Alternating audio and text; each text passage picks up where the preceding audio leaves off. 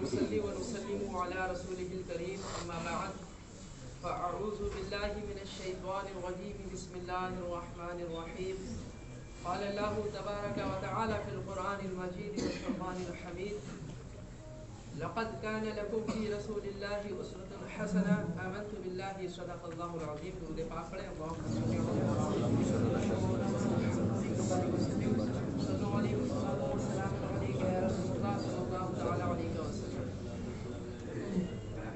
عزیزان گرامی، قابل مبارکباد ہیں آپ حضرات، اتنی سخت سردی کے باوجود خالص علم دین حاصل کرنے کے لیے یہاں پر آپ حاضر ہیں۔ عزیزان گرامی، دل تو چاہتا ہے کہ روز آپ کو علم دین کے بھی فضائل اور فوائد آپ کے سامنے کچھ ذکر کیے جائیں اور آپ کو بتایا جائے کہ جو کام آپ کر رہے ہیں یہ کتنا بہترین اور کتنا فائدہ مند کام ہے، لیکن کیونکہ ٹارگیٹ آپ کو اور دوسرے مسائل بتانا ہوتا ہے تو اس ٹاپک پہ خاص نہیں بول پاتے ہیں، لیکن مختصر انداز میں اتنا سمجھ لیں کہ علم دین کا سیکھنا وہ بہترین عبادت ہے، کہ جس کا کوئی جواب نہیں، جس کا کوئی مقابلہ نہیں۔ اللہ کے نبی صلی اللہ علیہ وسلم نے یہاں تک بیان فرمایا، حدیث پاک کا مفہوم حضور فرماتے ہیں کہ علم دین سیکھنے سے اللہ رب العزت، جو انسان علم دین سیکھتا ہے، علم دین سیکھنے کی برکت سے اللہ رب العزت اس علم دین سیکھنے والے کے گناہوں کو بھی معاف فرما دیتا ہے۔ تو پتہ یہ چلا کہ ہم علم دین سیکھنے کے لیے اگر حاضر ہیں تو علم دین تو ہم سیکھ ہی رہے ہیں، لیکن اس کی برکت سے ہمارے اللہ رب العزت گناہ بھی معاف فرما دیتا ہے۔ اب کتنے گناہ معاف ہمارے اللہ فرما دے وہ اللہ ہی جانتا ہے۔ ابھی میں نے آپ کے سامنے قرآن مقدس کی ایک آیت کریمہ کے پڑھنے کا شرف حاصل کیا۔ اللہ رب العزت قرآن پاک میں ارشاد فرماتا ہے لقد كان لكم في رسول الله اسوة حسنة، کہ یقیناً رسول کی زندگی تمہارے لیے بہترین نمونہ عمل ہے۔ اللہ نے ارشاد فرمایا کہ یقیناً رسول اللہ کی زندگی یعنی میرے رسول کی زندگی یہ لوگوں تمہارے لیے بہترین آئیڈیل ہے، نمونہ عمل ہے۔ مطلب کیا ہے کہ جس انسان کو چاہیے، جو انسان چاہتا ہو کہ وہ دنیا اور آخرت میں کامیاب ہو جائے تو اس کے لیے ضروری ہے کہ وہ کہیں نہ جا کر کے صرف رسول اللہ کی زندگی کو اپنا آئیڈیل بنا لے اور رسول اللہ کی زندگی کے مطابق اپنی زندگی گزارنے کی کوشش کرے۔ اب رسول اللہ صلی اللہ علیہ وسلم کس طرح سے زندگی گزارا کرتے تھے، کیا پیارا انداز تھا حضور کا زندگی گزارنے کا کہ اللہ نے نمونہ عمل پوری امت کے لیے بنا دیا حضور کی زندگی کو۔ تو کیا انداز تھا؟ تو ام المؤمنین حضرت عائشہ صدیقہ رضی اللہ تعالی عنہا کی بارگاہ میں پوچھا گیا کہ آپ تو بتائیں کہ رسول اللہ کس انداز، کیا اخلاق تھا حضور کا، رسول اللہ کا کیا اخلاق تھا کہ جس کی قرآن نے تعریف بیان فرمائی ہے۔ اللہ ارشاد فرماتا ہے انک لعلی خلق عظیم، کہ اللہ نے آپ کو بہترین اخلاق، خلق عظیم عطا فرمایا، یعنی رسول اللہ کا اخلاق خلق عظیم تھا۔ تو عائشہ صدیقہ رضی اللہ تعالیٰ عنہ سے پوچھا گیا تو آپ بیان فرماتی ہیں کہ رسول اللہ صلی اللہ علیہ وسلم کا اخلاق قرآن تھا۔ قرآن تھا کا مطلب کہ رسول اللہ صلی اللہ علیہ وسلم کا اخلاق یہ تھا کہ جس چیز کو اللہ کے قرآن نے حرام قرار دے دیا، جس چیز کو اللہ کے قرآن نے ناپسند قرار دے دیا، تو رسول اللہ صلی اللہ علیہ وسلم کی یہ طبیعت تھی کہ حضور اس کو ناپسند جانا کرتے تھے، اور جس چیز کو قرآن نے پسندیدہ قرار دے دیا رسول اللہ کی طبیعت یہ تھی کہ حضور اس کو پسند کیا کرتے تھے۔ مطلب کیا ہے کہ قرآن کے مطابق ہمارے نبی صلی اللہ علیہ وسلم کا مزاج تھا، اخلاق تھا۔ اب نبی کونین صلی اللہ علیہ وسلم کے اخلاق کی ایک مثال آپ سنیں اور اپنے اخلاق کا محاسبہ کریں، جائزہ لیں۔ ایک یہودی عالم کا بیان ہے، وہ بعد میں تو ایمان لے آئے تھے، لیکن جب وہ ایمان نہیں لائے تھے تو وہ بیان فرماتے ہیں کہ میں نے پرانی آسمانی کتابوں میں پڑھا تھا کہ جو آخری نبی ہوں گے، محمد صلی اللہ علیہ وسلم جو آخری نبی ہوں گے، ان کی بہت ساری خوبیاں ہوں گی، اور ان کی خوبیوں میں سے میں نے بہت ساری خوبیاں پڑھی تھی، اور میں نے بہت ساری خوبیوں کو حضور کے اندر دیکھا بھی تھا، لیکن دو خوبیاں ایسی تھیں جو کہ حضور کے اندر میں دیکھ نہیں پایا تھا، لیکن میں نے وہ پرانی کتابوں میں پڑھی ہوئی تھی۔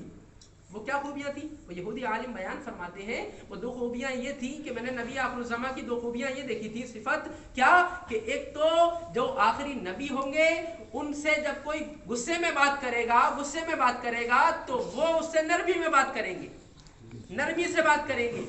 यानी कि अपने गुस्से पे उन्हें कंट्रोल होगा। और दूसरी ये खूबी वो बयान फरमाते हैं नबी आखिरुज़्ज़मा की, मैंने दूसरी ये खूबी पढ़ी थी कि नबी आखिरुज़्ज़मा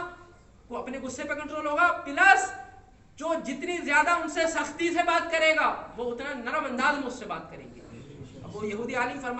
बयान फरमाते हैं कि मैंने चाहा कि ये दो खूबियां मैं हुजूर की किसी तरीके से चेक करूं, वो हुजूर का टेस्ट लेना चाहते थे इन खूबियों के मुतालिक। तो वो बयान फरमाते हैं मैं बहुत दिनों कोशिश में रहा कि किसी सूरत से मैं टेस्ट लूं। एक मरतबा अचानक से वो फरमाते हुआ ये कि अल्लाह के रसूल सल्लल्लाहु अलैहि वसल्लम ने मुझसे कुछ सामान, गालिबन खजूरें या कुछ सामान अल्लाह के रसूल ने उनसे उधार लिया और वक्त मुतय्यन कर दिया कि फला तारीख में मैं आपको आपकी रकम अदा कर दूंगा। यहूदी आलिम बयान करते हैं कि जो रसूलुल्लाह ने दिन मुतय्यन फरमाया था, मैं उससे पहले ही हुजूर के पास पहुंच गया और मैंने जाकर के पैसों का मुतालबा किया। और रसूलुल्लाह सल्लल्लाहु अलैहि वसल्लम ने ये तो नहीं कहा कि आप वक्त से पहले आकर के पैसों का मुतालबा कर रहे हो। वो फरमाते हैं हुजूर ने कुछ नहीं कहा, बल्कि हुजूर खामोश रहे और मैंने बहुत सख्त अंदाज में हुजूर से बात की। वो यहूदी आलिम कहते हैं कि मैंने इस अंदाज में हुजूर से बात की, इस अंदाज में बात की, यहाँ तक कि मैंने हुजूर के कुर्ते मुबारक को पकड़ लिया और अपनी तरफ खींचना शुरू किया। तवज्जो फरमाइए, यहूदी आलिम का बयान है, वो फरमाते हैं कि हजरत उमर ने जब ये देखा तो हजरत उमर जलाल में आ गए, तलवार लेकर के मेरे ऊपर कुछ आ गए। ऐसा लग रहा था कि मेरा सर कलम करने ही वाले हैं। क्यों हजरत उमर के सामने अल्लाह के रसूल को कोई टच करे या अल्लाह के रसूल से कोई तेज आवाज में बात करे और सहाबी रसूल की मौजूदगी में ऐसा हो मुमकिन नहीं। हजरत उमर जलाल में आ गए। अब सुनिए, वो यहूदी आलिम कहते हैं कि मैंने बहुत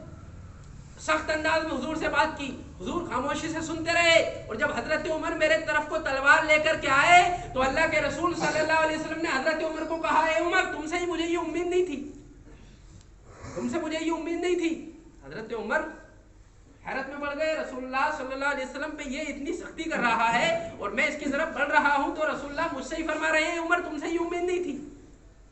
हजरत उमर से अल्लाह के रसूल ने फरमाया, ए उमर तुम्हें चाहिए तो ये था कि मुझसे ये कहते कि या रसूलुल्लाह आप इसका कर्जा अदा कीजिए, आप उल्टा इस पे गुस्सा कर रहे हो।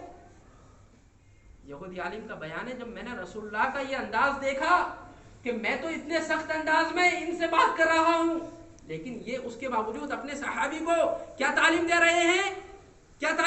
हैं कि आपको इनसे गुस्सा नहीं करना चाहिए था, बल्कि मुझसे ही कहना चाहिए कि इनका पैसा अदा करो। यहूदी आलिम का बयान है, मैं फौरन उसी वक्त कलमा पढ़ के मुसलमान हो गया। समझ में आया इस वाक़े से कुछ? रसूलुल्लाह सल्लल्लाहु अलैहि वसल्लम को अल्लाह रब्बुल इज्जत ने वो मर्तबा, वो शान, वो अजमत बख्शी है कि पूरी कायनात में ना ही वो अजमत किसी को बख्शी और ना ही आगे को कोई हुजूर सल्लल्लाहु अलैहि वसल्लम जैसा पैदा हो, ना ही वो शान किसी को बख्शी जाए। अल्लाह ने पूरी कायनात में सबसे अफजल हमारे नबी को बनाया, लेकिन उसके बावजूद नबी कौनैन सल्लल्लाहु अलैहि वसल्लम ने कभी भी अपने मर्तबे का नाजायज फायदा नहीं उठाया। रसूलुल्लाह का मिजाज हमेशा क्या रहता था? आयशा सिद्दीक़ा रज़ियल्लाहु ताला अन्हा बयान फरमाती है कि आपका मिजाज, आपका अखलाक कुरान था। मतलब कि रसूलुल्लाह कभी अपनी जात के लिए किसी से इंतकाम नहीं लिया करते थे। हुजूर को अगर कोई गाली भी देता, हुजूर को कोई तकलीफ भी पहुंचाता माज़अल्लाह, लेकिन रसूलुल्लाह कभी उससे इस वजह से इंतकाम नहीं लिया करते थे कि इसने मुझे गाली दी है या इसने मुझे तकलीफ दी है, बल्कि अल्लाह के रसूल सल्लल्लाहु अलैहि वसल्लम ने ऐसे लोगों को माफ किया है कि जिन्होंने अल्लाह के रसूल के सहाबा को शहीद किया, जिन्होंने अल्लाह के रसूल की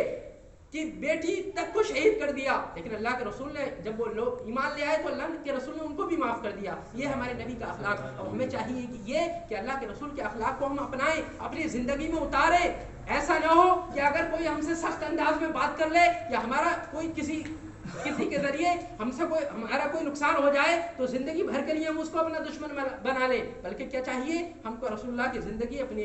जहन में रखना है और बस अल्लाह और रसूल के खातिर दोस्ती करनी है, दुश्मनी करनी है। अपनी ज़ात के लिए ना किसी से इंतकाम लेना है, अपनी ज़ात के लिए ना किसी से बदला लेना है। अल्लाह की बारगाह में दुआ है, मेरे कहने और आपकी सुनने में मदद के उनको अल्लाह माफ़ फरमाए और हम सबको सीरत मुस्तफ़ा अपनाने की तौफीक अता फरमाए। हम सबके वालिदैन की अल्लाह मग़फ़िरत फरमाए।